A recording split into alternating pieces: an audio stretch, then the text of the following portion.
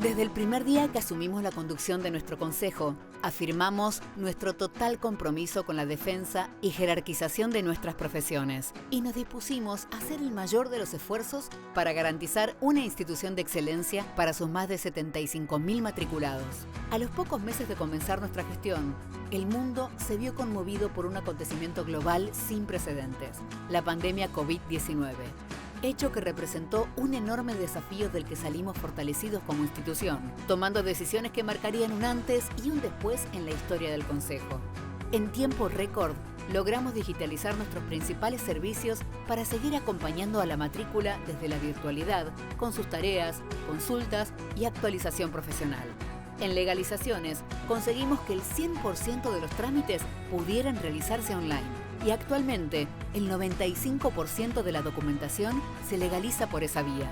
En capacitación, redoblamos la apuesta, desarrollando una amplia oferta de ciclos y conferencias totalmente gratuitos, a cargo de profesionales de primer nivel. Y consolidamos nuestro canal de YouTube, en el que tuvimos más de 1.700.000 visualizaciones.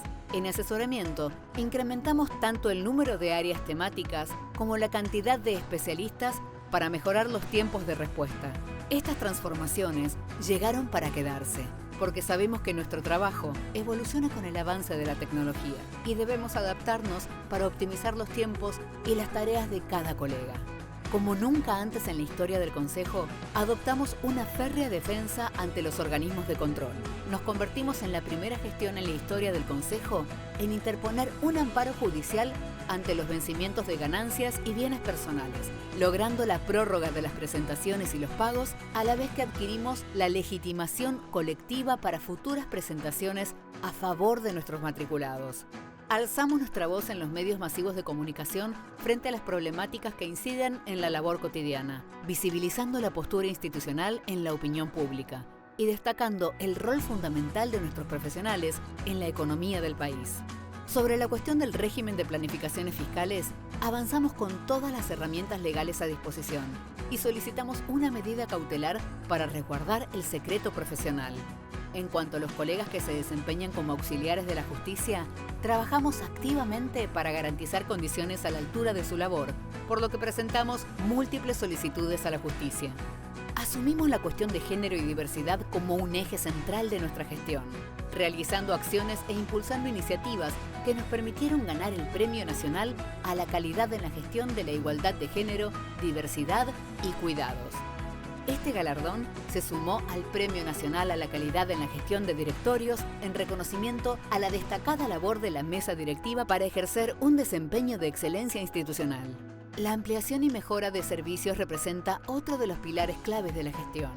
Por ello, impulsamos la expansión de nuestra sede central con la adquisición del nuevo edificio situado en Avenida Córdoba, que permite optimizar la atención de las oficinas gubernamentales y propias.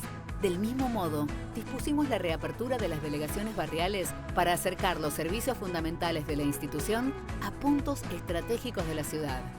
Conscientes de los cambios que produjo la pandemia en el ejercicio profesional, inauguramos un espacio de coworking con toda la infraestructura y comodidades necesarias para que la matrícula pueda trabajar allí y reunirse con clientes o con colegas, constituyendo un punto ideal de networking. Sabemos que aún restan muchos desafíos por delante y tenemos la convicción que este es el camino correcto. Luego de casi 3 años de conducir los destinos de nuestra institución, reafirmamos nuestro compromiso, responsabilidad y fortaleza de seguir avanzando para impulsar las acciones necesarias en pos de la defensa y la jerarquización de nuestras profesiones.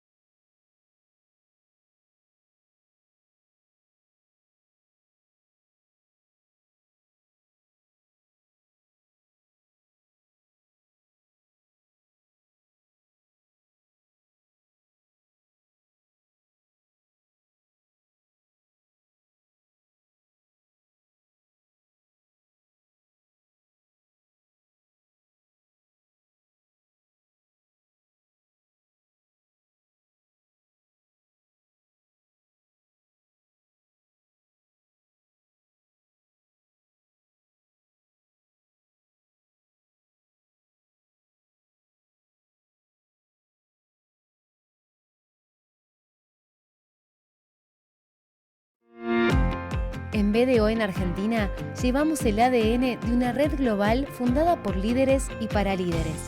Brindamos servicios de auditoría, consultoría, impuestos, outsourcing y payroll a través de nuestras oficinas en Buenos Aires, Rosario y Córdoba. Mientras haya personas con grandes sueños, el sueño fundacional de BDO está más vivo que nunca. ¿Cuál es tu sueño? Nosotros te ayudamos a alcanzarlo.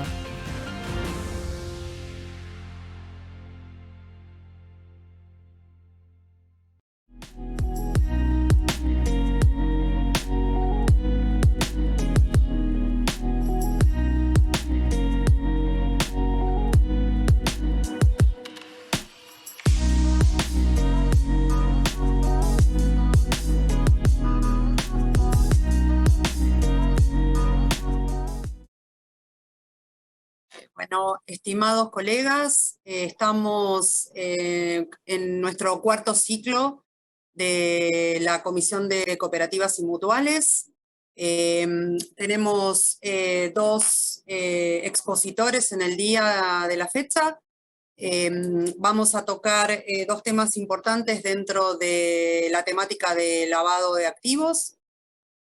Nuestra primer charla va a estar relacionada con la Evaluación Nacional de Riesgos de Lavado de Activos, teniendo en cuenta información que nos ha brindado el Comité Nacional de Prevención de Lavado de Activos y Financiación del Terrorismo. Y en segundo lugar, vamos a tocar políticas de procedimiento aplicables a sujetos obligados según la resolución de la Unidad de Información Financiera número 11/12. En primer lugar, entonces, les presento los antecedentes curriculares de la doctora Karina Valeria Adam, abogada de la Universidad de Buenos Aires, directora de Prevención de Lavado de Activos y otros delitos del Instituto Nacional de Asociativismo y Economía Social, INAES, oficial de cumplimiento, oficial de enlace INAES, miembro del Comité de Coordinación Nacional para el Combate al Lavado de Activos y la Financiación del Terrorismo, Ministerio de Justicia y Derechos Humanos, docente de la Escuela de Abogados del Estado, especialización Delitos Económicos Complejos y Prevención de Lavado de Activos, otros organismos públicos. El doble rol de los organismos de supervisión, también capacitadora de la Escuela de Formación de Jueces y Fiscales del Estado Plurinacional de Bolivia, profesora de la Universidad Andina Simón Bolívar, Bolivia, modalidad virtual, especialista en Derecho Ambiental, profesora de Derecho Ambiental y de los Recursos Naturales en la Universidad Nacional de José C. Paz. Y bueno, podríamos seguir presentando a la doctora. Es un placer contar con ella, oficial, como decíamos, de cumplimiento del INAES. Así que pasamos a recorrer su material. Los dejo con la doctora Karina Adam. Bien, hola a todos y a todas. Agradezco la presentación de la doctora María Eduardo Di Loreto. Estoy agradecida de la convocatoria y espero que sea una jornada provechosa para todos nosotros y plantear esta presentación de las primeras conclusiones de la Evaluación Nacional de Riesgo de Lavado de Activos. Quiero comentarles que esta es la primera de las evaluaciones en materia de lavado de activos que se hace a nivel nacional. Es una de las, el objetivo que tiene esta evaluación es presentar hacer un diagnóstico certero de lo que tiene que ver con los riesgos de lavado de activos a los cuales está expuesta nuestra nación y las diferentes actividades tanto del sector financiero como no financiero. La idea de esta evaluación es dar cumplimiento a la recomendación 1 del GAFI, que en el último plenario del 2022 ha sufrido una modificación en cuanto a sus criterios interpretativos y recomienda a los Estados miembros la formación de esta práctica de la evaluación que da como resultado final un informe sobre el estado de situación de las amenazas, las vulnerabilidades y cuáles son las consecuencias en el supuesto de ocurrida esta amenaza en cuestión de lavado de activos. A sus fines, el Comité Nacional para el Combate del Lavado de Activos y Financiamiento del Terrorismo, que está integrado por 11 organismos del Estado, que está bajo la órbita de una coordinación nacional, que se ejecuta bajo las directivas del Ministerio de Justicia, y que dentro de lo que es la coordinación nacional intervenimos diferentes agencias del Estado, entre las cuales está Banco Central, CNB, Unidad de Información Financiera, Superintendencia de Seguros, el Instituto Nacional de Economía y Asociativismo Social, INAES, el Ministerio Público Fiscal, el Poder Judicial, el Ministerio de el Consulado, en realidad, y el Ministerio de Seguridad, conjuntamente con la agencia de la AFI, de Investigación Financiera Fiscal, y la FIP también. Como les decía, esto en términos generales, que es el comité quien ha tenido a cargo el ejercicio de la evaluación nacional, la primera evaluación nacional de riesgo de lavado de activos, que ha sido aprobada por decreto presidencial, el informe final, la semana pasada, y su práctica fue aprobada por todos los organismos en julio de este año. Que entre paréntesis, esto ha sido una de las pautas que tuvo que asumir el Estado Nacional frente al Fondo Monetario Internacional con respecto a los compromisos asumidos en la última refinanciación de la deuda nacional. Como les decía, esta evaluación nacional lo que hace es apuntar a dar cumplimiento a la recomendación 1 del GAFI. Tengamos en cuenta que el año que viene nosotros vamos a estar siendo evaluados en la cuarta ronda de evaluaciones mutuas del GAFI. Recordemos que la evaluación anterior nos había sometido nos había mandado una lista gris, de la cual salimos luego de un proceso intensivo sobre el cual estuvo nuestro país. Ahora se volvemos a estar bajo la órbita de una nueva evaluación que va a tener lugar el año que viene, a mediados de año, la visita presencial de los organismos del GAFI, de los evaluadores, y tenemos todo este año que comienza, finales de este año y principios del año que viene, que comienzan una serie de evaluaciones y de recomendaciones que tenemos que cumplir, entre los que ya estamos avanzando con la evaluación del lavado de activos y con la actualización de la evaluación nacional de financiamiento del terrorismo, que fue aprobada en el 2019 en la gestión anterior, y que este año ha sido actualizada, ya que cada 2 años se tienen que actualizar las evaluaciones nacionales. Volviendo al tema de la evaluación de prevención de la evaluación de lavado de activos, esta aplica la recomendación 1, en donde se plantea que los países deben identificar, evaluar y entender sus riesgos para así tomar acciones para poder mitigar estos riesgos. Se designa una autoridad o un mecanismo de coordinación de estas acciones para evaluar los riesgos y poder aplicar los recursos del Estado encaminados a fortalecer minimizar las barreras para evitar que las amenazas impacten sobre lo que es el escenario económico y financiero del país. Como base de esta evaluación, los países deben aplicar este enfoque basado en riesgo para poder direccionar los recursos del Estado a minimizar los riesgos de mayor envergadura. El enfoque debe constituir un fundamento esencial para una asignación eficaz de estos recursos al régimen de prevención de lavado de activos, con finalidad en asumir la recomendación 1 del GAFI, que, como les decía, en el 2022 tuvo una modificación en su criterio, que hasta el momento no se había cumplido, pero ahora en la cuarta ronda se va a tener que cumplir por los países y que va a ser muy importante. Esta recomendación se enfoca en el criterio de la aplicación de la Evaluación Nacional de Riesgo y su efectiva aplicación de los riesgos. Cuando los países identifican mayores riesgos, entonces deben asegurar que sus respectivos regímenes de financiamiento de combate del financiamiento del terrorismo y la prevención del lavado de activos puedan ser abordados estos riesgos en forma adecuada.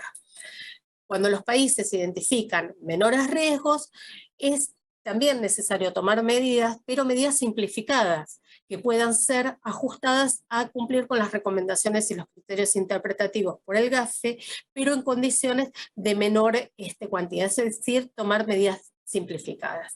Los países deben exigir que este cumplimiento sea tomado en cuenta por las instituciones financieras y por las actividades y las profesiones no, actividades y profesiones no financieras designadas.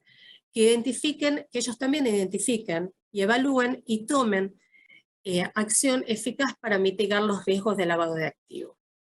El resultado inmediato 1, entonces, son los riesgos del lavado de activos y del financiamiento del terrorismo que son comprometidos y que se adoptan en acciones coordinadas a nivel nacional para luchar contra el lavado de activos, el financiamiento del terrorismo y el combate de la financiación de la proliferación de armas de destrucción masiva. Estas recomendaciones se hacen en conjunto para el cumplimiento de este resultado inmediato con la recomendación 1, 2 y 31 del GAFI. ¿En qué medida? O sea, las preguntas que uno tiene que hacerse es en qué medida el país conoce sus propios riesgos, en qué medida las políticas que tiene y las actividades nacionales afrontan estos riesgos. Hay una base que justifica la exención y las medidas simplificadas cuando se determina que los riesgos son menores y cuando los riesgos son de envergadura deben tomarse medidas reforzadas. Y esto tiene que estar justificado en la evaluación nacional de riesgo. Esto refleja cómo las autoridades conocen y pueden coordinar las acciones para mitigar estos riesgos. La evaluación nacional de riesgo tiene como 3 ejes que son fundamentales. Reconocer las amenazas, ver cuáles son las vulnerabilidades que dan paso a estas amenazas y cuáles serían las consecuencias de no mitigar las vulnerabilidades para que las amenazas no ingresen. ¿A qué se atiende o qué es lo que se conceptualiza cuando uno habla de amenazas? Es una persona, grupo de personas, un objeto o actividad con un potencial de causar un daño al Estado, a la sociedad, a la economía o a ambos, al sistema financiero. La amenaza es lo que ingresa a través de estos grupos de personas o actividades que puedan causar daño efectivo al Estado. La vulnerabilidad en esta lógica son las debilidades que pueden ser explotadas por estas amenazas y que pueden, gracias a esas vulnerabilidades, ingresar a romper los sistemas del Estado, de protección del Estado, o afectar seriamente a la economía o a la sociedad. Y las consecuencias es el impacto efectivo que hace o que provoca el lavado de activos y el financiamiento del terrorismo en la vida social de un Estado. Para esta evaluación nacional de riesgo, se ha tomado la asistencia técnica del BID con una metodología y expertos que han sido dotados por el BID.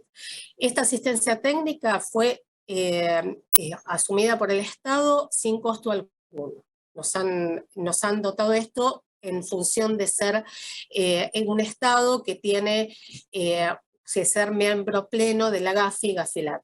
Entonces, en esa lógica hemos tenido la asistencia técnica del BID que nos dotó de metodología y de expertos durante todo el proceso. Las fases del trabajo se constituyeron en 3 fases: una primera fase de recopilación de información, una segunda fase de análisis y la tercera fase de conclusiones.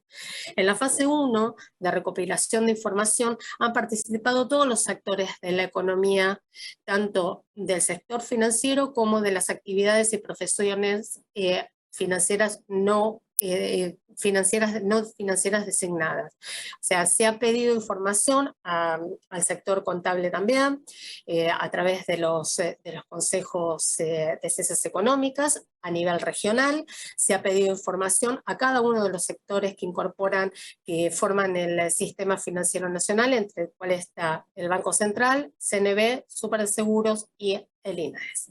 Y el sector privado participó en la fase 1 y en la fase 3, o sea, en la fase de recopilación de datos y de conclusiones a través de mesas de trabajo, que ya lo adelanto ahora, eso pena de brevedad. Como le decía, quienes componen el comité, es un comité que sesiona muy fluidamente, 2, 3 veces, hasta 4 veces por mes, si es necesario. Estamos en este último periodo sesionando casi todas las semanas, y que está integrado, como les decía, la Coordinación Nacional, la UIF, la Subsecretaría de Asuntos Registrales, la Dirección Nacional de Asuntos Internacionales, la Dirección Nacional del Ministerio de Seguridad e Investigaciones Criminales, la AFIP, Banco Central, AFIP, CNB, Seguros, INAES, Ministerio de Relaciones Exteriores, Comercios y Cultos. Particularmente en lo que tiene que ver, tanto ahí en la AFIP hace un conjunto con el Ministerio de Relaciones Exteriores, con el tema del comercio internacional, y además particularmente el Ministerio de Relaciones Exteriores y Culto con el área de Cancillería por los convenios internacionales y la aplicación de lo que es el terrorismo y la inserción del terrorismo en nuestro país. Poder Judicial y Ministerio Público Fiscal. Las mesas de trabajo sesionaron de la siguiente manera. Sesionaron en 5 mesas de trabajo, trabajando 5 ejes. La primera mesa es la que trabajó exclusivamente amenazas, la mesa 5 sobre inteligencia financiera, la mesa 4 sobre el sector no financiero y la mesa 3 sobre el sector financiero, que es la que integró el INAES. La mesa 2 trabajó sobre las vulnerabilidades, que trabajaron en 5 ejes que van determinando y caracterizando lo que es el estado de la situación económica o comercial y financiera de nuestro país. Se trabajó sobre la economía informal, sobre el control transfronterizo y fronterizo, el comercio internacional, la corrupción, la institucionalidad, la calidad de institución y las personas jurídicas como vehículos legales que pudieran dar paso a las vulnerabilidades y a la posibilidad de las amenazas. También se trabajó en colaboración con Poder Ejecutivo, Ministerio Público Fiscal, de las diferentes jurisdicciones, para darle una visión más federal a lo que es la evaluación nacional de riesgo. Terminada la recopilación de datos y sobre el final, sobre el tema de las conclusiones, se participó al sector privado con una serie de cuestionarios que han sido enviados desde la Coordinación Nacional a los sujetos obligados, los sujetos no obligados. Trabajaron sobre mesas de trabajo que se han hecho, tuvieron lugar 2 mesas de trabajo con sujetos obligados y sector no financiero en junio de este año en el Banco Nación. Entre los sujetos también consultados han estado los actores contables. Sobre todo la recopilación de datos y el análisis de datos, se ha elaborado una matriz de riesgo con valores cuantitativos y cualitativos, dando 5 niveles según el valor cuantitativo de las estadísticas que se llevan adelante por los datos recopilados, hacer una matriz que tuviera un sistema de semáforo en calificaciones de bajo, medio alto y alto.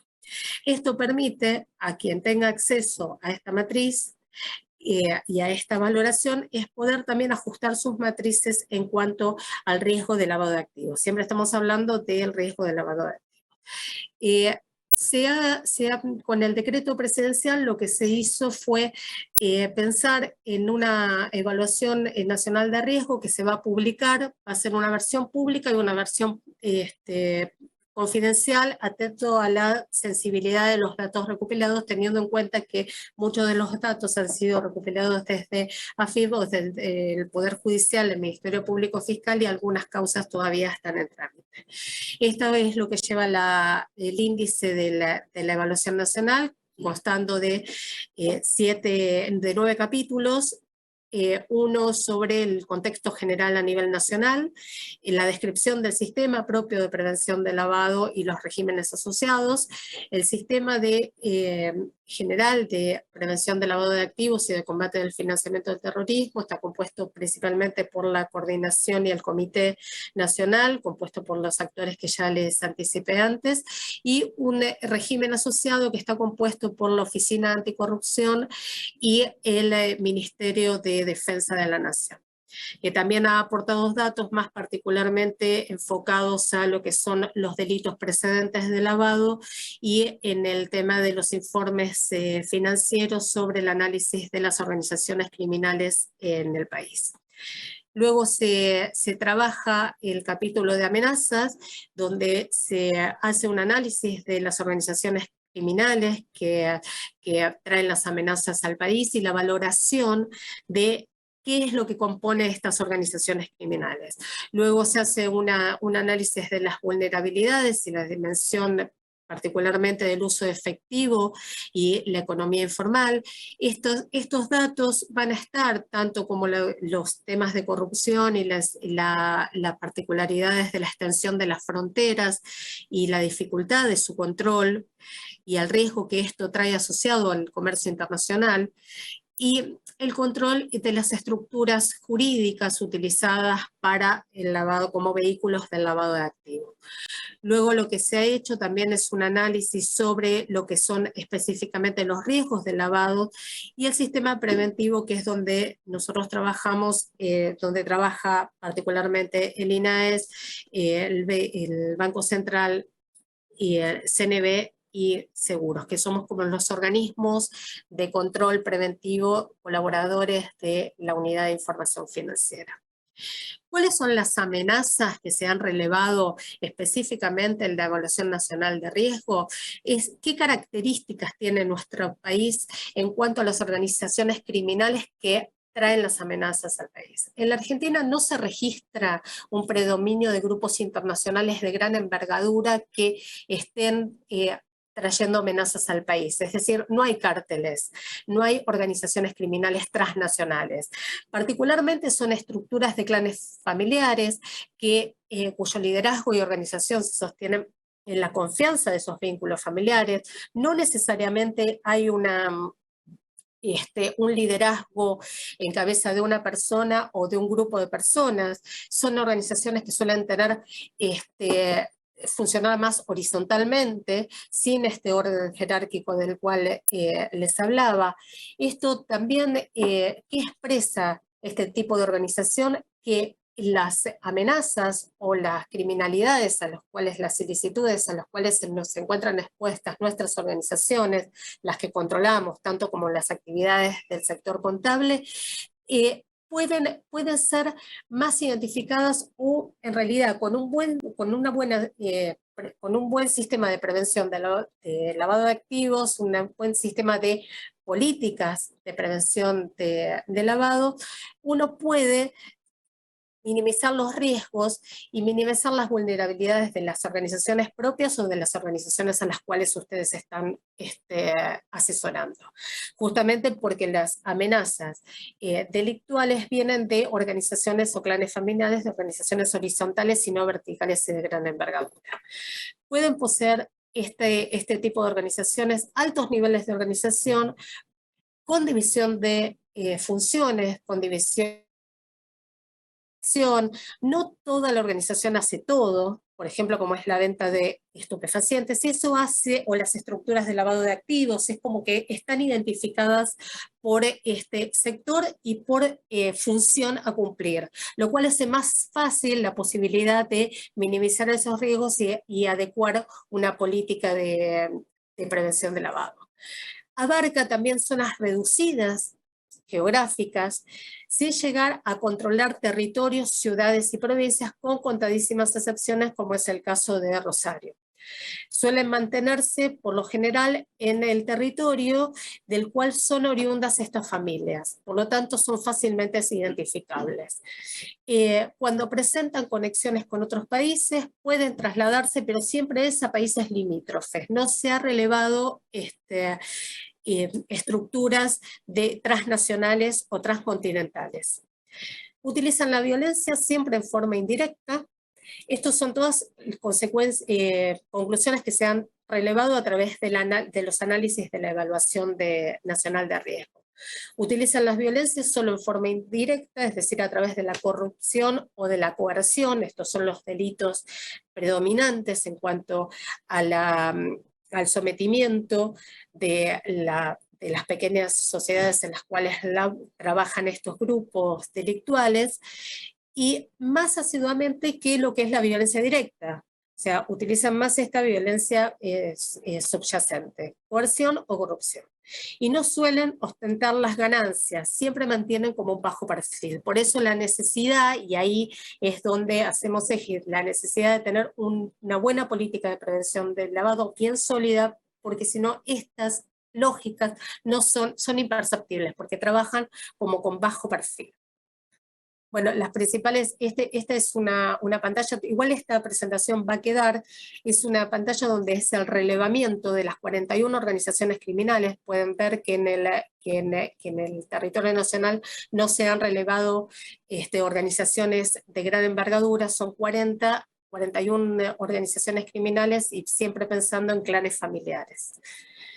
Las actividades y los fenómenos criminales se pudieron relevar a través del análisis de causas, de los análisis de fondos ilícitos por fenómenos criminales, causas de lavado de activos, condenas por lavado de activos y los riesgos según puntos geográficos.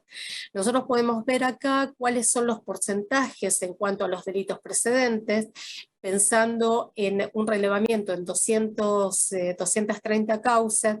El delito precedente más relevado es el delito tributario, en 96 causas de lavado de activos.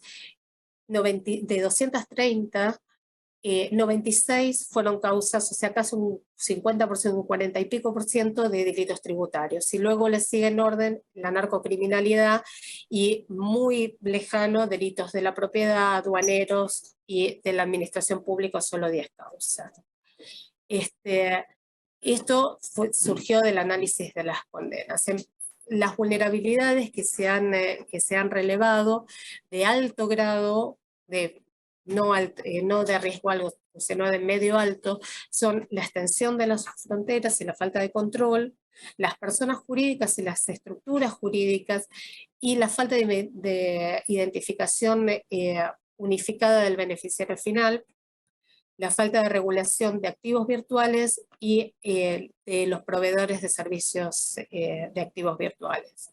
En un rango medio, la vulnerabilidad está relevada en lo que es la corrupción y los vínculos de la persecución penal con el recupero de activos y la dimensión de la economía informal y el uso de efectivo. Y en un medio bajo, lo que son las regulaciones parciales de otros proveedores no financieros de crédito, la falta de inclusión de los abogados y los proveedores de servicios fiduciarios, esto ya que en toda la región los abogados están incorporados dentro de lo que son los sujetos obligados, y la desactualización de los montos de las sanciones administrativas en materia de prevención de lavado. Particularmente también la falta de el enfoque basado en riesgo de ciertas normas y operaciones de cambio marginales. Todas estas vulnerabilidades da la base para el análisis de riesgo a nivel país, y a través de una fórmula, nuestro país tiene un riesgo de lavado de activos fundado en lo que es estos relevamientos que venimos contando hasta el momento, de un riesgo de medio entre 4.5 y 6.4 de posibilidades de lavado de activos. O sea, estamos como en la región, o sea, ni mayor ni menor que en la región. Bueno, hasta acá nosotros queríamos comentarle también que se hizo como final de este relevamiento una serie de cuestionarios con el sector privado, y estos relevamientos que le dimos anteriormente fueron los que surgieron del análisis propio del comité, que luego, al ser contrastado con los cuestionarios que se derivaron al sector privado, se ha llegado a las mismas conclusiones. Con lo cual, lo que nos da la pauta es que el análisis de los riesgos y el conocimiento del nivel de riesgos que tenemos frente a nuestra actividad, tanto del sector público como del sector privado, son coincidentes. Igualmente, creo que hasta acá, para no robar más tiempo y no hacerlo tan extenso, dejamos el Power a disposición, y al final lo que tenemos es los datos, dejamos, de la Coordinación Nacional para el Combate del Lavado de Activos y Financiamiento del Terrorismo, por cualquier otro pedido de información, y incluso cuando tengamos disponible la versión pública de la Evaluación Nacional de Riesgo de Lavado de Activos, las vamos a estar haciendo yo. Muchas gracias. Hola, buenos días a todos, buenos días, buenas tardes. Me presento, mi nombre es Joaquín Olid, yo soy el oficial de cumplimiento suplente del INAES, trabajo en el organismo ya hace 16 años, específicamente en la Dirección de Prevención de Lavado de Activos y otros delitos, desde su inicio en el año 2012-2013. Y bueno, voy a hacer una presentación de la resolución 11 del 2012, que son las políticas y procedimientos aplicables a los sujetos obligados, en este caso a las cooperativas y las mutuales que realizan operaciones de préstamo, ¿sí? Mutuales que prestan el servicio de ayuda económica mutual con fondos propios o con fondos provenientes del ahorro de sus asociados, en cooperativas que realizan créditos, otorgan préstamos a sus asociados y no asociados, y las mutuales y las cooperativas que realizan el servicio de gestión de préstamos, ¿sí? Son, en este caso, las entidades bajo el contralor del INAES, que son sujetos obligados a informar ante la Unidad de Información Financiera. Acá traje una pequeña presentación que vamos a hacer un repaso bastante rápido, y desde mi experiencia de la supervisión, de ya hace prácticamente 10 años que el INAES está realizando la supervisión de la resolución 11 del 12 de la Unidad de Información Financiera para las mutuales y las cooperativas, estamos cumpliendo prácticamente 10 años. Esta resolución salió en el año 2012, en enero del año 2012, ya estamos en septiembre del 2022, por lo cual ya pasaron más de 10 años de su aplicación, ¿sí? Vamos a hacer un repaso por esta norma, pero no quiero dejar de decir que es una normativa que se está por actualizar, ¿sí?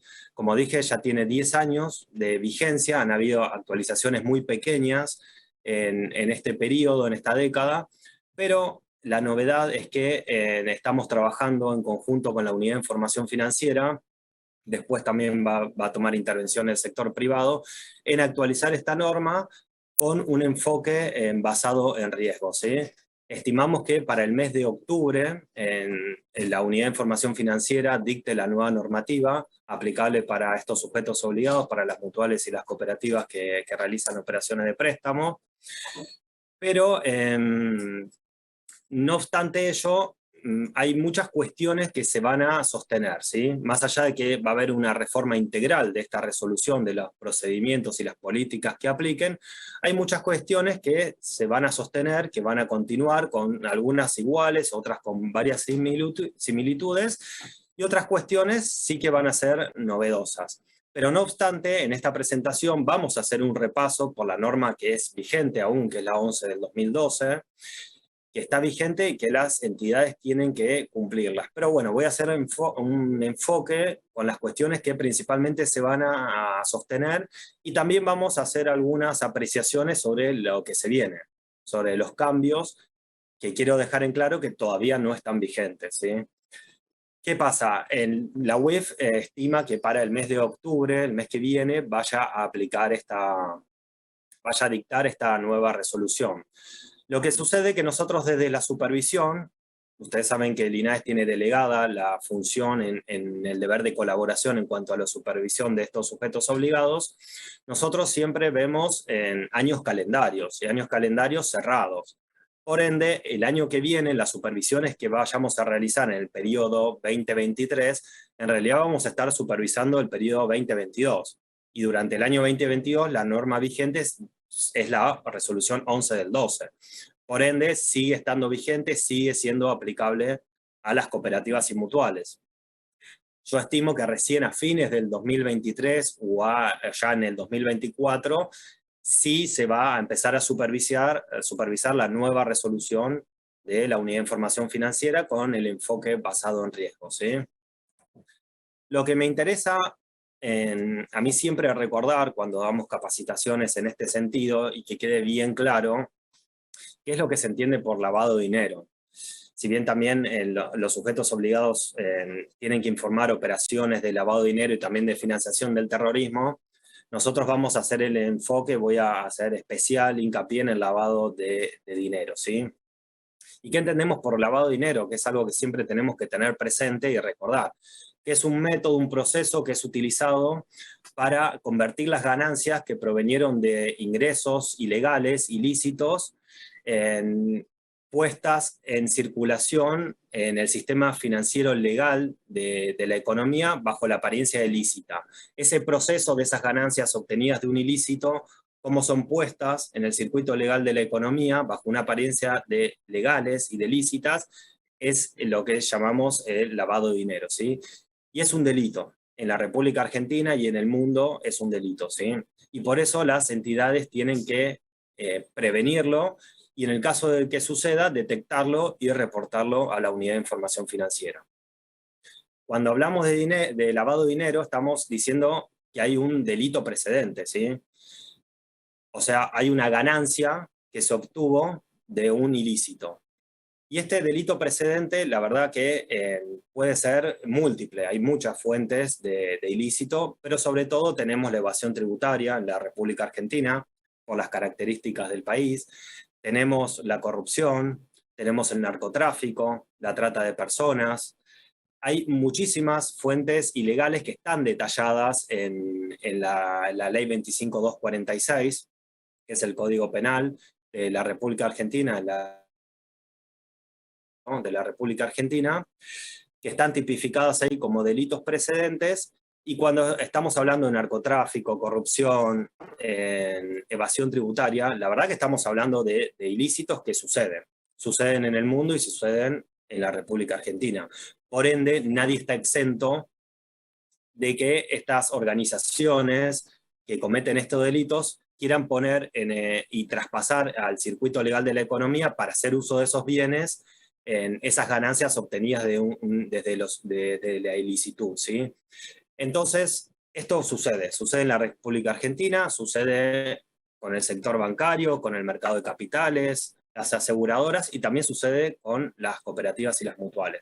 Digo, estas son las entidades más riesgosas donde pueden llegar a cometerse este tipo de ilícito, que es el lavado de activos, y bueno, y nadie está exento. ¿Pero por qué digo esto?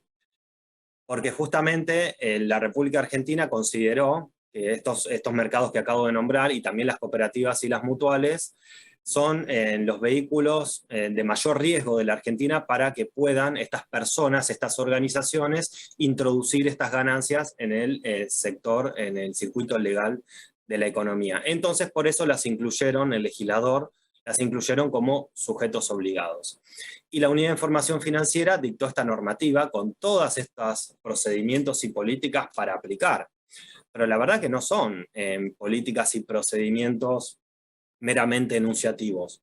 Justamente estos procedimientos lo que van a permitir a los sujetos obligados, si los aplican, es poder detectar posibles operaciones de lavado de activos y prevenirlas fundamentalmente, y si en el caso de que hayan un asociado, un cliente cometido esa ilicitud, puedan poder detectarlo y reportarlo a la Unidad de Información Financiera. Todos estos mecanismos y estos procedimientos lo que nos permiten es que los sujetos obligados sean efectivos para poder detectar y prevenir este lavado de activos, ¿sí?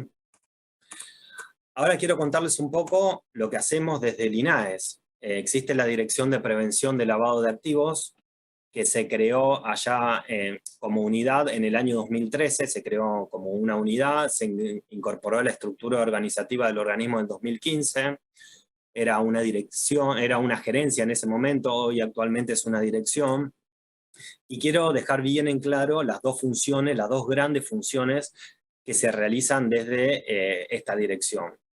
Por un lado, que es lo que vamos a ver en esta presentación principalmente, son las supervisiones. Como dije al principio, el INAES tiene delegadas en el deber de colaboración en la supervisión de las mutuales y las cooperativas que son sujetos obligados, ¿sí? Entonces nosotros desde la Dirección de Prevención hacemos las supervisiones tanto in situ o extra situ o una forma híbrida que se creó también a raíz de la pandemia en los últimos años. Hacemos informes donde vamos a relevar todo el cumplimiento o no de las políticas en materia de prevención que están dadas actualmente por la Resolución 11 del 2012. Y este informe lo vamos a remitir a la Unidad de Información Financiera, ¿sí? Donde la UIF puede decidir en el archivo de las actuaciones, en el caso de que el sujeto obligado haya cumplido con los procedimientos en función de su operatoria habitual y normal, puede decir el archivo de las actuaciones o puede también iniciar la apertura del régimen administrativo sancionador, o sea, iniciar un sumario administrativo, que seguramente o no puede terminar en una multa o no, pero la facultad de sancionatoria la tiene la Unidad de Información Financiera, no el INAES. Quiero dejar esto resaltado y que quede claro que nosotros solamente cumplimos funciones de colaboración en la supervisión de estos sujetos obligados, siendo la autoridad de aplicación la Unidad de Información Financiera. Y por el otro lado, lo que hace el INAES es reportes de operaciones sospechosas a la Unidad de Información Financiera. Hoy tenemos más de 400 reportes presentados ante la UIF en los últimos años, en nuestro carácter de sujetos obligados, porque así como las mutuales y las cooperativas que realizan préstamos, que otorgan préstamos, son sujetos obligados, el INAES también lo es. Nosotros también tenemos que cumplir con todas una serie de normas y procedimientos en prevención del lavado de activos, y en el marco de estos procedimientos, si detectamos una operación que la catalogamos como sospechosa, tanto en el marco de las supervisiones in situ que hace la dirección, o de cualquier otra área del organismo que detecte una operación inusual o sospechosa, nosotros vamos a hacer el análisis correspondiente y si consideramos que se trata de una operación sospechosa, la vamos a presentar a la Unidad de Información Financiera a través de un sistema propio que tenemos entre los dos organismos, ¿sí?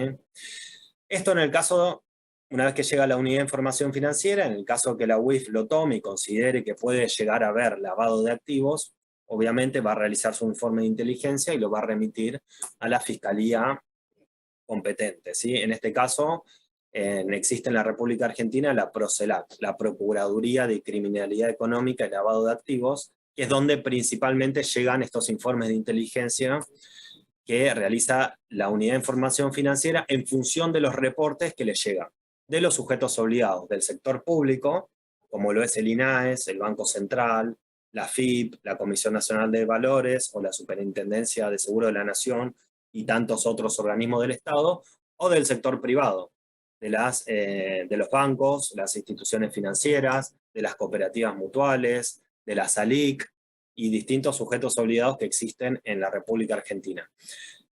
Pero acá estamos hablando de la vía ya penal, ¿sí? De investigación, y en su caso se realizará la denuncia penal y se iniciará la acción penal competente, ¿sí?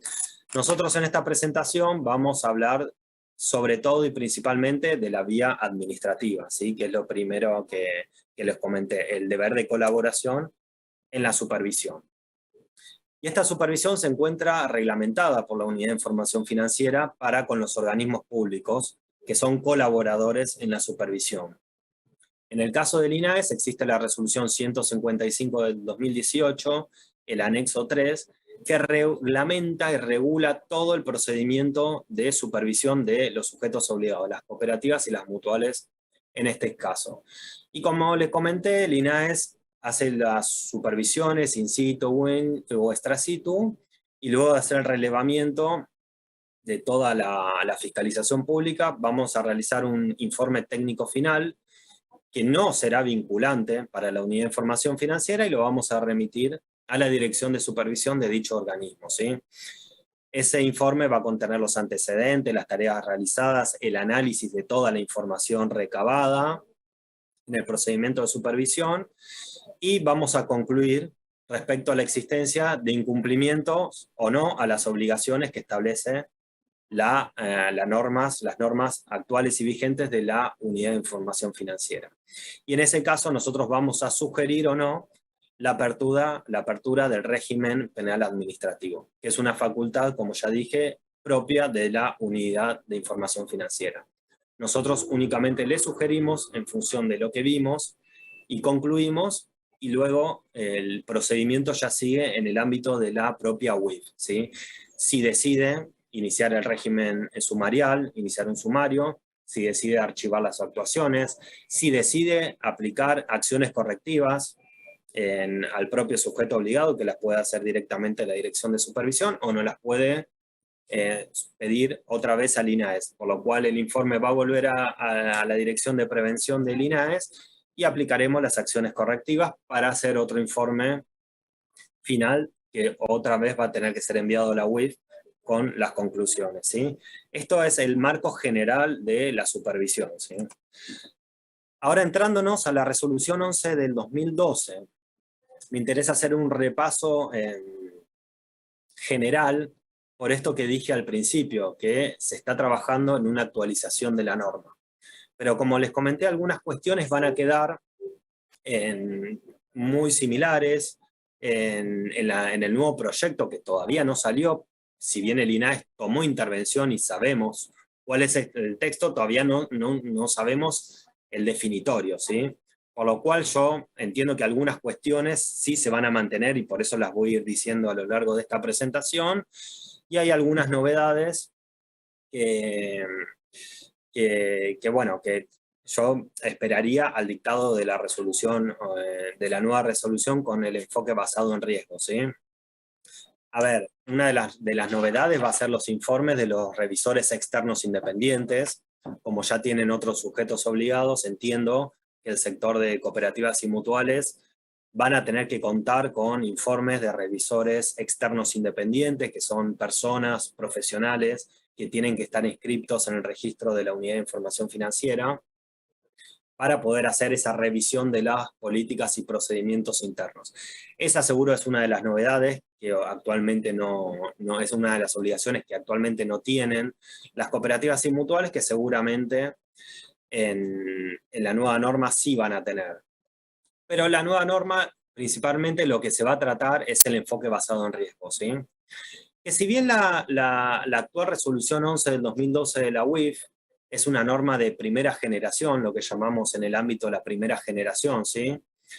Tiene algunas cuestiones específicas del enfoque basado en riesgo, porque esta norma, como dije, es del año 2011, que fue post-evaluación mutua del Gafi, que en la República Argentina la primera evaluación mutua que nos hizo el Gafi fue en el 2009, no sé si se acuerdan que entramos en la lista gris del Gafi, por lo cual la Argentina, el país, tuvo que aplicar y modificar todo su sistema normativo en la materia. Y la verdad es que la resolución 11 del 12, si bien lo que decimos de primera generación, tiene algunas cuestiones actualmente del enfoque basado en riesgo, donde la vamos a ver principalmente en el artículo 20, ¿sí?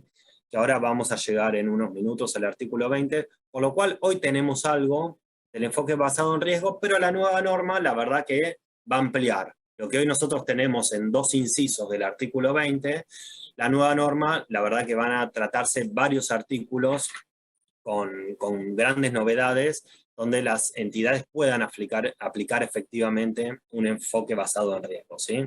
Que ahora cuando lleguemos al artículo 20, el 19 y el 20, se los voy a comentar un poco.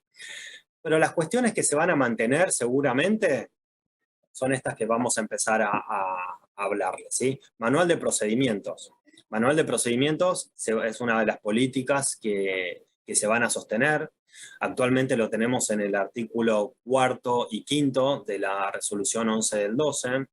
El cuarto, como acá lo estoy mostrando en la pantalla, habla de todos los requisitos mínimos que tiene que tener el manual. La novedad que la nueva norma, estoy casi seguro que no van a estar ya detallados todos los requisitos mínimos, sino que cada entidad va a tener que establecer, en función de sus políticas de análisis de riesgo, cuáles son los procedimientos propios que va a plasmar en ese manual. Pero quiero dejar claro que el manual va a seguir siendo una obligación, ¿sí? Que tengan que tener los sujetos obligados. Lo que actualmente dice el artículo 5, el manual deberá estar siempre actualizado, también se va a sostener. Yo siempre recomiendo que haya una actualización periódica, por lo menos anual, si no es anual, por lo menos de 2 años, pero siempre va a tener que estar actualizado el manual de procedimientos. Van a tener que también establecer mecanismos que permitan constatar la recepción y lectura del mismo por parte tanto de las autoridades como de los empleados que tengan intervención en los circuitos de las operatorias específicas, de préstamos. Esto quiero remarcarlos porque en la supervisión siempre vemos que cuesta, que a veces sí hay una constancia de recepción que le otorgan, un correo electrónico, un certificado donde le otorgan a los empleados una copia del manual, pero nunca o casi nunca hay una acreditación de que esa persona lo haya leído. Que simplemente es una acreditación donde el empleado, el directivo o la persona integrante de la mutual o de la cooperativa manifieste por escrito que ha leído y que conoce los procedimientos y políticas del manual de procedimientos. Y esto es importantísimo porque si tenemos una parte de la recepción, la verdad que no podemos dar por acreditado la lectura que nos establece el artículo 5 y por ende es una de las imputaciones que se pueden realizar, ¿sí? Entonces, me interesa remarcar porque es algo que luego de 10 años todavía lo seguimos viendo que hay una deficiencia bastante importante, ¿sí? En este sentido. El oficial de cumplimiento, por supuesto que el oficial de cumplimiento es algo que se va a sostener en la nueva norma. En la resolución 11 del 12 está reglamentado en los artículos 6, que dice quién es el oficial de cumplimiento designado, y en el artículo 7 de la 11 del 12, las obligaciones que están en cabeza del oficial de cumplimiento, ¿sí? Esto se va a sostener. El oficial a resaltar que tiene que ser una persona integrante del órgano de administración, ¿sí? De la comisión directiva de la mutual o del consejo de administración de la cooperativa. Uno de ellos integrantes titulares tiene que ser el oficial de cumplimiento designado ante la unidad de información financiera. Y esto también lo recalco porque seguimos viendo cada vez menores casos, pero cada tanto en el marco de la fiscalización pública seguimos viendo que hay personas ajenas a los órganos de administración que fueron designados como oficiales de cumplimiento, ¿sí? Lo más frecuente es que hayan gerentes que los han designado como oficiales de cumplimiento o empleados. Quiero resaltar que no, que en la actual norma y en la futura que va a dictar la unidad de información financiera, siempre el oficial de cumplimiento va a tener que ser una persona integrante del órgano de administración, ¿sí? De la cooperativa o de la mutual. El artículo 8 de la resolución nos habla de las auditorías internas, ¿sí? Que deberá preverse un sistema de auditoría interna anual y que los resultados que arrojen esa auditoría tienen que ser comunicados anualmente al oficial de cumplimiento. Entendemos que es una de las obligaciones que también van a continuar en la nueva norma. Actualmente, nosotros lo que vemos mucho en el marco de las supervisiones es que las auditorías las realizan, en realidad no son internas, sino que son externas, ¿sí? Que muchas veces los sujetos obligados lo contratan a una persona, a un auditor, que les hace el informe de auditoría interna. Si bien la norma es clara que las auditorías tienen que ser internas, nosotros entendemos que por interno, y esto es un criterio acordado con la unidad de información financiera, es que la tiene que hacer un órgano interno de la mutual y de la cooperativa. Y nosotros creemos conveniente y necesario que siempre sean las juntas fiscalizadoras o las sindicaturas las que realicen estas auditorías internas. Pero también entendemos que hay entidades muy pequeñas o con estructuras bastante chicas que no tienen las capacidades para hacer estos informes de auditorías internas y por ende las delegan en un auditor externo. Nosotros lo vamos a dar por cumplido. La verdad que es un tema que se trató varias veces con la UIF. No es que vamos a realizar una imputación, pero bueno, sepan que siempre la norma habla de una auditoría interna. ¿Y esto por qué lo quiero decir? Porque, como les comenté, en la nueva resolución con el enfoque basado en riesgo de la UIF, como les dije, van a solicitar y como una obligación los informes de los revisores externos independientes, que es muy similar, va a ser una auditoría, pero en este caso va a hablar de un revisor externo independiente. Por ende ya esa auditoría va a ser externa, ¿sí? Pero se va a sostener también la auditoría interna. Por ende guarda que no vayan a ser las dos auditorías externas. Si la nueva norma sostiene las auditorías internas y aparte el informe del auditor externo independiente, bueno, la sugerencia es que se cumplan con lo de interno y externo en su caso, ¿sí? Y es importante resaltar que también los resultados de esta auditoría siempre tienen que ser puestos a disposición y en conocimiento del oficial de cumplimiento y nos tienen que poder constatar que fueron puestos con algún documento, y el oficial de cumplimiento va a tener que tomar las acciones necesarias para regularizar alguna política o algún procedimiento que ya haya detectado como ineficiente, ¿sí? O con algún tipo de observación.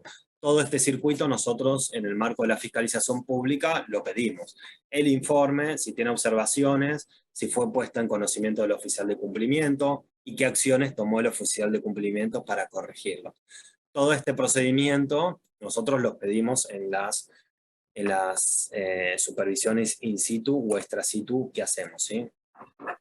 Bueno, capacitaciones, que actualmente están en el artículo 9, va a seguir siendo una de las obligaciones, que haya un plan anual de capacitación y que realicen capacitaciones anuales a todas las personas involucradas en la cooperativa o en la mutual. Es una política que se va a sostener. Siempre también vamos a pedir el plan anual de las capacitaciones y también vamos a pedir si efectivamente lo hicieron o no. Esto que lo acrediten mediante constancias, certificados, un acta o cualquier medio o instrumento. La verdad que la norma no dice cómo, así que hay libertad de cómo pueden acreditarlo, ¿sí? Pero sepa que si hay una obligación, tienen que hacer el plan anual y tienen que realizar las capacitaciones, ¿sí?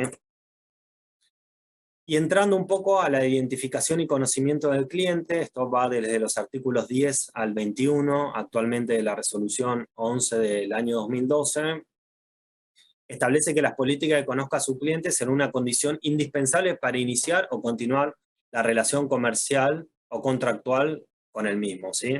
Esto es algo que se va a sostener.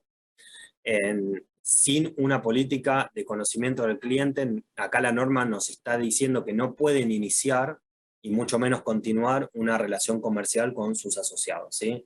Así que esta es una de las políticas principales, tanto de la actual norma como de la que se viene. La política que conozca a su cliente va a ser indispensable y más para la nueva resolución con el enfoque basado en riesgo, ¿sí? Que ahora vamos a comentar un poco de qué se trata. La actual norma nos dice, bueno, identificar a nuestros asociados y a nuestros clientes, si son personas expuestas políticamente o no, verificar que se encuentran o no incluidos en los listados terroristas u organizaciones terroristas, definir perfiles del cliente. Esto es algo que está en la actual norma y tal vez en la nueva no vaya a estar, que nos vamos a enterar bien cuando salga la nueva resolución. Pero bueno, el artículo 11 de la resolución 11 del 12 nos dice que hay que establecer un perfil del cliente para aquellos asociados que operan en el año calendario por la suma equivalente o superior a 360.000 pesos, ¿sí? Que después nos va a llevar al artículo 19, que ahora lo vamos a ver. El artículo 12 nos habla de los requisitos, datos a requerir a las personas físicas, Eso sí va a estar con algunas pequeñas modificaciones, pero se va a sostener.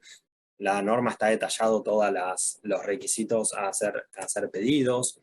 En el artículo 13 están los requisitos mínimos de identificación de las personas jurídicas. Acá en la presentación marqué 3 cuestiones que vemos todavía deficiencias cuando pedimos una carpeta de un asociado, persona jurídica, que identifiquen quiénes son los representantes legales o apoderados que operan ante el sujeto obligado, ¿sí? A veces no necesariamente un apoderado, no necesariamente es una autoridad. Entonces, la mutual o la cooperativa va a tener que identificar a este representante legal o a estos apoderados o a las autoridades conforme los requisitos mínimos del artículo 12. La titularidad del capital social también que esté actualizada. A veces nos encontramos con una titularidad de capital social que tiene 5 o 10 años. La verdad que esto no corresponde, es una imputación que se puede hacer. En este caso es el inciso J. Pero también ese inciso J nos lleva al inciso K, que son identificación de los propietarios y beneficiarios finales. Si yo no tengo la titularidad del capital social actualizada, no voy a poder identificar a los beneficiarios finales, ¿sí? Ustedes saben que la resolución 112 del 21 de la Unidad de Información Financiera reglamentó quiénes son los beneficiarios finales de los sujetos obligados de las personas jurídicas, y son aquellas personas físicas que tengan como mínimo el 10% del capital o de los derechos de votos de una persona jurídica. Esto está vigente y bueno, y aplica por supuesto para el sector de cooperativas y mutuales. El artículo 17, inciso G, es algo que también creemos que se va a sostener. Es cuando se operan, cuando tienen un cliente que también reviste la calidad de sujeto obligado ante la UIF, tienen que solicitarle una declaración jurada del cumplimiento de las disposiciones vigentes en materia de prevención, de lavado de activos y también la correspondiente inscripción como sujeto obligado ante la Unidad de Información Financiera, ¿sí? Esto es importantísimo cuando nosotros pedimos una carpeta, un legajo de una persona jurídica y es un sujeto obligado, esto tiene que estar. Si no, es una imputación clara que podemos realizar al incumplimiento del artículo 17, inciso G, de la resolución 11 del 12. Y esto viene también de la mano con el incumplimiento de la resolución 3 del 2014 de la UIF, que pide que en el caso de que tu cliente no te haya presentado esta declaración jurada y esta constancia de inscripción, la mutual, la cooperativa, va a tener que hacer un reporte a la Unidad de Información Financiera. Pero se llama un reporte de registración y cumplimiento por parte de sujetos obligados. No es un reporte de operación sospechosa, ¿sí? Es un reporte en el marco de esta resolución que van a tener que reportar todas las operaciones que hicieron en el mes calendario inmediato anterior con ese otro sujeto obligado, ¿sí? ¿Por qué? Porque no les dio la declaración jurada, como bien dije, ni la constancia de inscripción ante la Unidad de Información Financiera. Bueno, del artículo 19. Actualmente, la norma lo que solicita es que deberá definirse un perfil del cliente para aquellos asociados o clientes que realicen operaciones por el equivalente a 360.000 pesos anuales calendarios, ¿sí? Este perfil actualmente, que está reglamentado por el artículo 19 de la 11 del 12, va a aplicar, si bien el monto es muy bajo, nosotros consideramos que quedó muy bajo y muy desactualizado, más allá de que lo actualizaron a principios de este año, tiene que estar. Cuando pedimos un legajo, una carpeta de un asociado que operó por la suma equivalente o superior a 360.000 pesos anuales, tienen que haber podido definir este perfil del cliente, que no es más, no es tan complicado, no es más que definir un monto estimado anual de operaciones en ese mismo año calendario. La verdad que el perfil es una hojita donde estén los datos identificatorios del asociado y en función de la información que han podido recabar, documentación bancaria, tributaria, certificaciones de contadores o lo que tengan, el sujeto obligado va a tener que estimar un monto límite para operar por año calendario, ¿sí?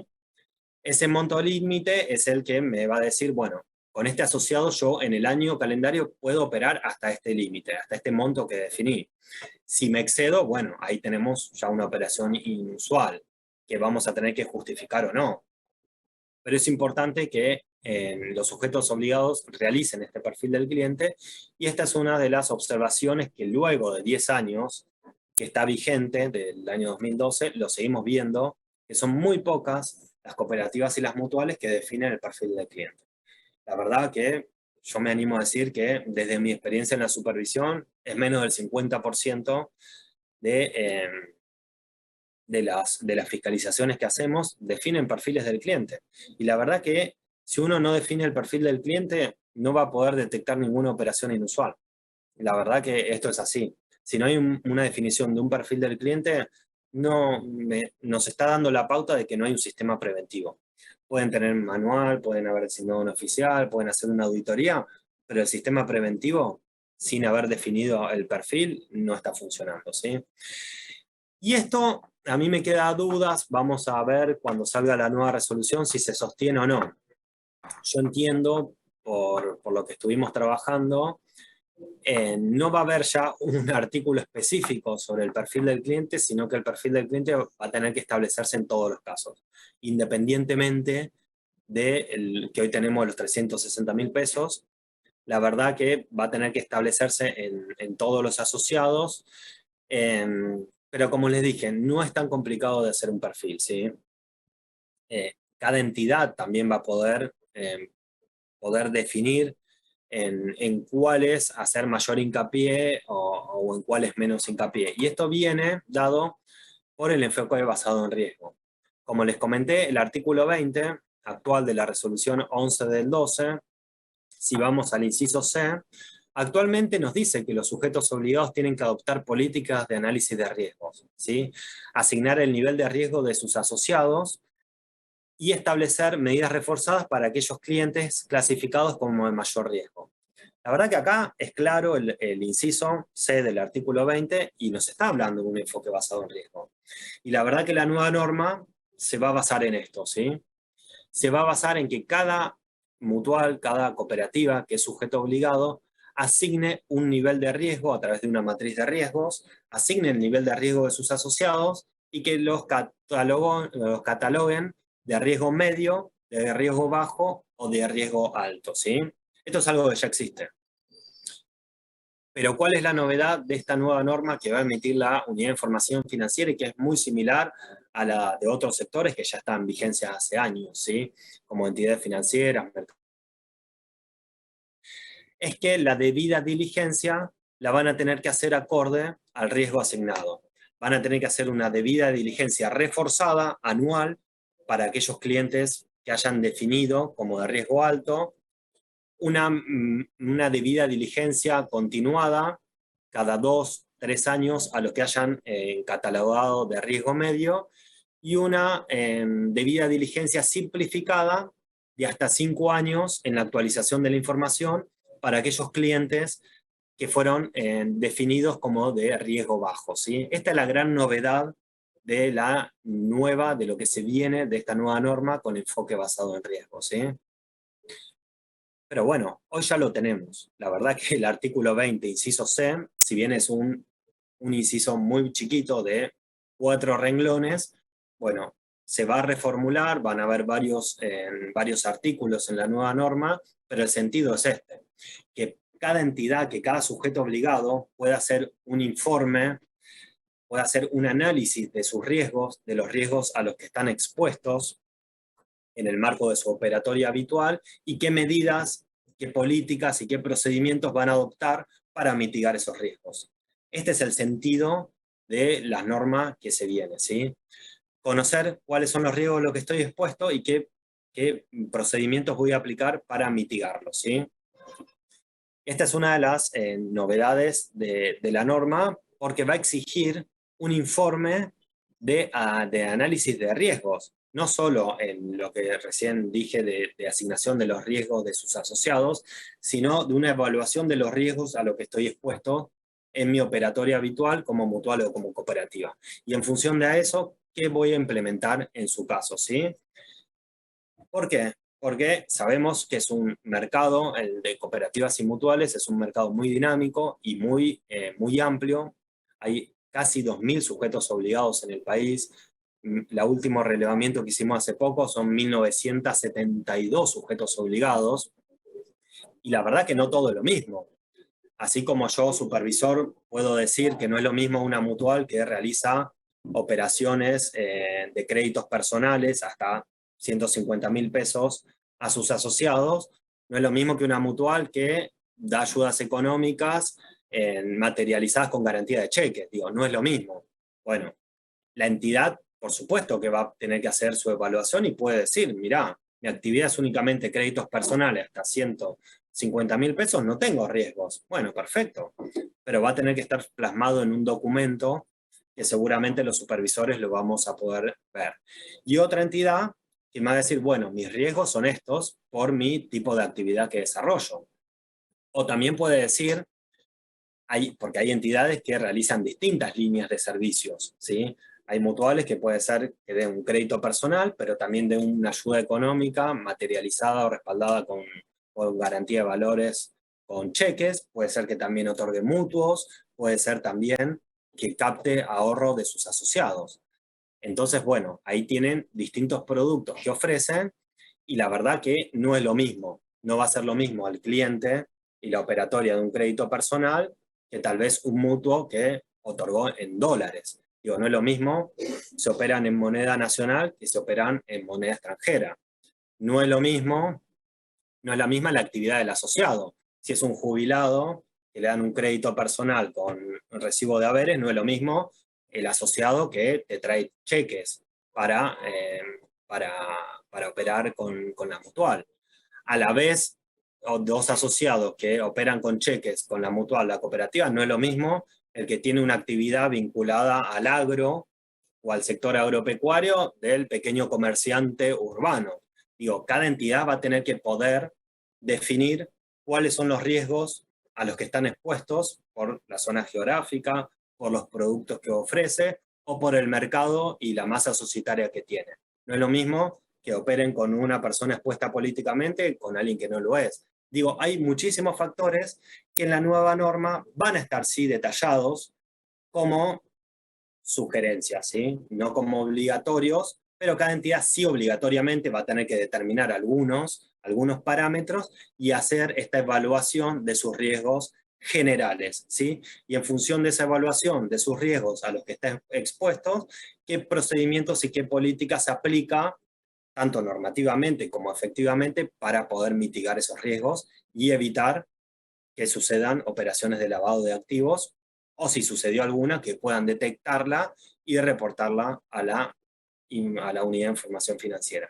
Y para esto es fundamental realizar el monitoreo de las operaciones, tener herramientas tecnológicas acordes a ese desarrollo operacional, que es algo que se va a sostener, que está en la actual norma y se va a sostener en la nueva. El monitoreo, la verdad que es prácticamente el parámetro para evaluar la efectividad del sistema preventivo, y en el caso de que este monitoreo detecte operaciones inusuales, poder profundizar, detectarlas, hacer un análisis de esa inusualidad, de esa operación inusual, con el fin de corroborar la inusualidad y transformarse en una operación sospechosa, o de desestimarla, que también puede suceder, ¿sí? Bueno, la definición de operaciones inusuales sospechosas está actualmente en la resolución 11 del 12, también va a estar en la nueva norma con enfoque basado en riesgo, ¿sí? Pero acá lo que me interesa es que sepan esto. Nosotros medimos la efectividad de un sistema preventivo a partir de este circuito, de tener herramientas tecnológicas acordes que permitan hacer un monitoreo de las operaciones que realizan cada uno de los asociados, que esa herramienta y ese monitoreo me permita detectar operaciones inusuales. Esas operaciones las voy a tener siempre que registrar en un libro, en un registro electrónico o en donde sea. Las voy a tener que analizar para ver si corroboro o no la inusualidad, y la voy a poder, en el caso de que luego de este análisis pude haber justificado la operación, la voy a desestimar o voy a hacer el correspondiente reporte de operación sospechosa ante la Unidad de Información Financiera. Acá, en este circuito, nosotros medimos la efectividad de un sistema preventivo. Ahora, si tengo una mutual, y hay mutuales y hay cooperativas muy grandes en el país que operan por miles de millones de pesos en el año calendario, en operaciones, en todo tipo de operaciones, no solo créditos personales, sino cheques, mutuos, dólares, captan ahorros, hacen muchísimo tipo de operaciones y no tienen herramientas tecnológicas, no realizan monitoreos, no detectaron nunca una operación inusual o sospechosa, y la verdad que para el supervisor es por lo menos llamativo, ¿sí? Y nos ha sucedido muchos casos de esto que le estoy comentando, donde hemos pedido las carpetas de los clientes y no ha habido información, o ha habido información insuficiente para justificar determinadas operaciones, ¿sí? Entonces, eso es algo que, si bien nosotros lo detectamos y lo reportamos a la unidad de información financiera, es una obligación impuesta a la mutual y a la cooperativa como sujeto obligado, y es una obligación que tienen que realizar estas entidades, ¿sí? Si no lo realizan, bueno, es pasible de algún tipo de sanción, ¿sí? Como le dije, los reportes de operaciones, vamos terminando, los reportes de operaciones sospechosas están obligados a hacerlos en el tiempo de 150 días corridos desde que se produjo la operación y 30 días corridos posteriores de que fueron catalogadas como operación sospechosa. Y en el caso de financiación del terrorismo, tienen 48 horas antes de detectada, 48 horas posteriores de detectada esa operación, ¿sí? Como les dije, si no cumplen con alguna de las normas de algunos de estos procedimientos que hoy actualmente están en la resolución 11 del 12, la norma en el artículo 33 explicita específicamente las sanciones, ¿sí?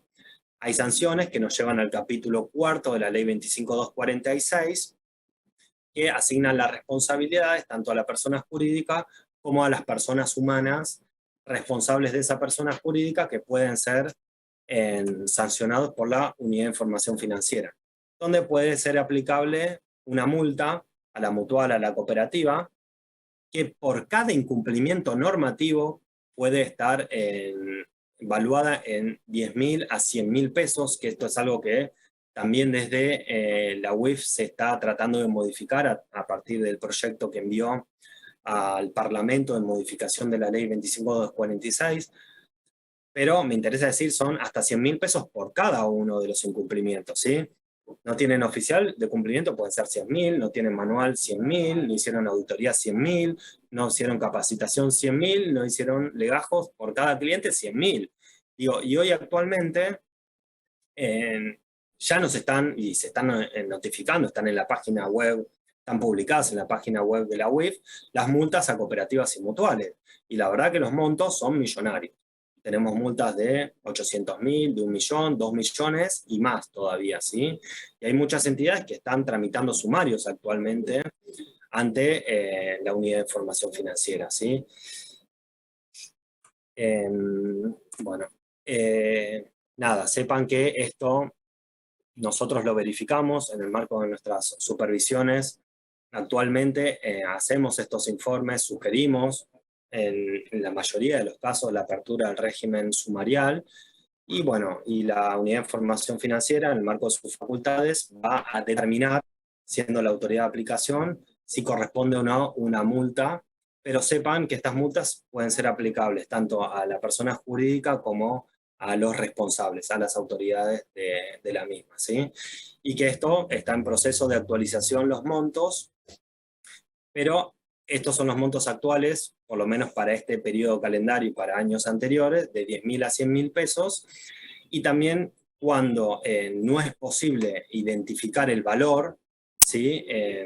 De los bienes, puede ser la multa equivalente al monto que omitieron reportar. En el caso de que el sujeto obligado haya omitido reportar una operación sospechosa ante la unidad de información financiera, el monto puede ser de 1 o 10 veces el equivalente. Por ejemplo, a mí se me pasó como mutual cooperativa reportar una operación de 2 millones de pesos. La verdad que si se constata que hubo una omisión al deber de reporte de esa operación, la multa puede ser el equivalente a los 2 millones de pesos o hasta 10 veces más, ¿sí?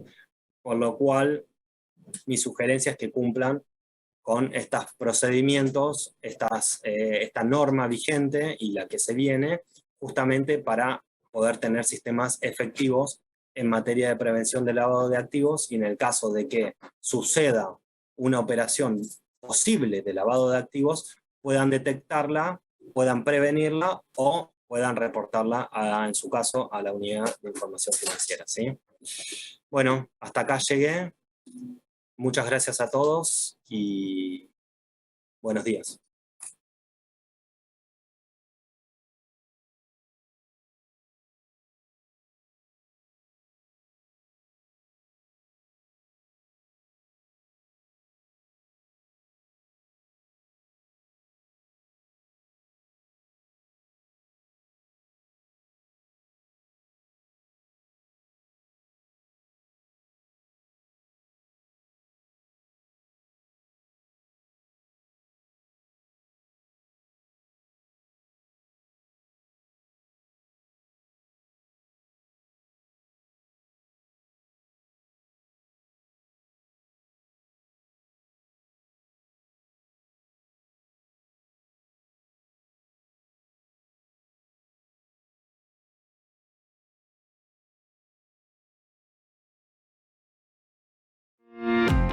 En BDO en Argentina llevamos el ADN de una red global fundada por líderes y para líderes. Brindamos servicios de auditoría, consultoría, impuestos, outsourcing y payroll a través de nuestras oficinas en Buenos Aires, Rosario y Córdoba. Mientras haya personas con grandes sueños, el sueño fundacional de BDO está más vivo que nunca. ¿Cuál es tu sueño? Nosotros te ayudamos a alcanzarlo.